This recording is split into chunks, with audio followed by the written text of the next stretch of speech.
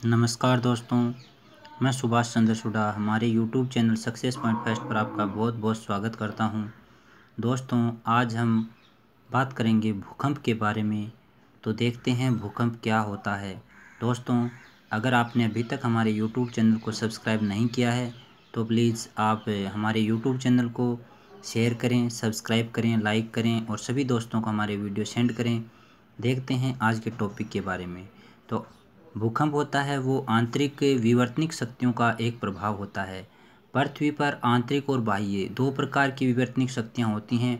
तो भूकंप है वो आंतरिक विवर्तनिक शक्तियों के अंदर अपना प्रभाव दिखाता है।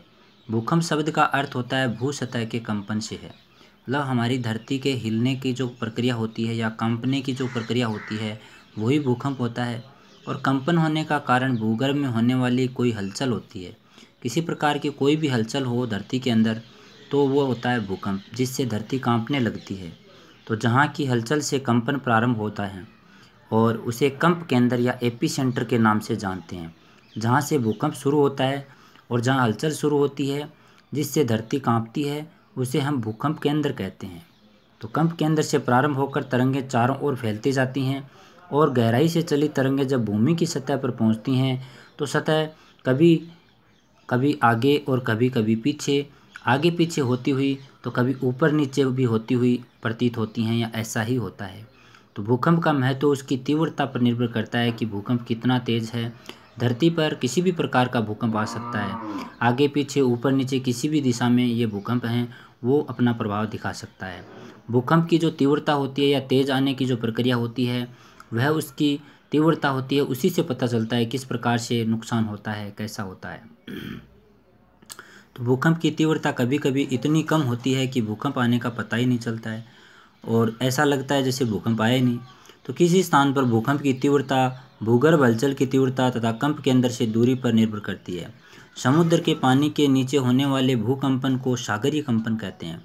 तो भूकंप है वह किस प्रकार से धरती के अंदर हलचल पैदा करता है और समुद्र की जो सतह होती है उसके नीचे वाला जो भाग होता है वो भूकंपन होता है। भूकंपन जो समुद्र की सतह के नीचे की तरफ होता है वो होता है सागरीय कंपन। तो भूकंप को भूकंप मापी द्वारा मापा जाता है। तो भूकंप को मापने के लिए हम भूकंप मापी का उपयोग करते हैं। भूकंप की तीव्रता को मापने के लिए रिक्टर पैमाने का हम उपयोग करते हैं। और 4 इकाई का जो भूकंप होता है या 4 इकाई से जो नीचे के भूकंप होते हैं वो कम हल्के होते हैं और उनसे ज़्यादा नुकसान भी नहीं होता है। लेकिन 5.5 तक प्रबल और उसके बाद में 6 इकाई से ऊपर के जो भूकंप होते हैं वो विनाशकारी माने जाते हैं दोस्तों। और 7 के जो ऊपर के भूकंप होते हैं वो सर्वनाशी होते हैं। इसमें सब कुछ तबाह हो जाता है या सब कुछ नष्ट हो जाता है। ये जो हमें चित्र दिखाई दे रहा है ये पृथ्वी की आंतरिक रचना के आधार पर भूकंप को रेखा चित्र है, जिससे सतह है वह किस प्रकार से बदल जाती है। तो भूकंपों की उत्पत्ति का कारण पृथ्वी के अंदर की बनावट में असंतुलन होता है। असंतुलन पैदा हो जाता है तो भूकंप है वो बहुत आता है। असंतुलन प्राकृतिक या मानव निर्मित जलाशयों के दाब या विस्फोट आदि के कारण हो सकता है। पृथ्वी की सतह पर असंतुलन होने का कारण मानव के द्वारा भी हो सकता है या पृथ्वी का जो प्राकृतिक कारण है वो भी हो सकता है। तो वर्तमान में प्लेट विवर्तन सिद्धांत के भूकंप की व्याख्या की जा सकती है या समझा जा सकता है। और हमने पहले भी ये जाना है कि पृथ्वी की सतह 29 प्लेटों में बंटी हुई है। इसमें से 6 प्रमुख हैं। हमने यह भी जाना कि प्लेटें धीरे धीरे गति करती हैं। समस्त विवर्तनिक घटनाएं इन प्लेटों के किनारे पर होती हैं। प्लेटों के किनारे रचनात्मक, विनाशी व संरक्षित 3 प्रकार के होते हैं। ये 3 प्रकार की संरचनाएं होती हैं। पहली होती है रचनात्मक, दूसरी विनाशी, तीसरी होती है संरक्षी। विनाशी किनारों पर ही अधिक परिमाण के विनाशक भूकंप आते हैं। ये बहुत ही मस्त बात है कि विनाशी जो किनारे हैं उन पर ही ज़्यादा भूकंप वो तेज़ी से आता है।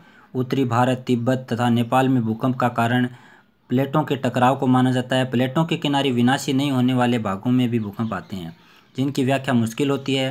भारत को भूकंप जोखिम के अनुसार 5 भागों में बांटा गया है। पहला भाग है जम्मू कश्मीर, दूसरा है हिमाचल, तीसरा है उत्तराखंड के कुछ भाग सर्वाधिक जोखिम वाले माने जाते हैं। पंजाब, हरियाणा और उत्तर प्रदेश के कुछ भागों में भी सबसे कम जोखिम का माना जाता है। इस विभाजन की अवहेलना भी होती हुई देखी गई है। कोलकाता न्यूनतम जोखिम का क्षेत्र होने पर भी वहाँ 1737 में भयानक भूकंप आया था जिसमें 3 लाख के लगभग लोग मारे गए थे।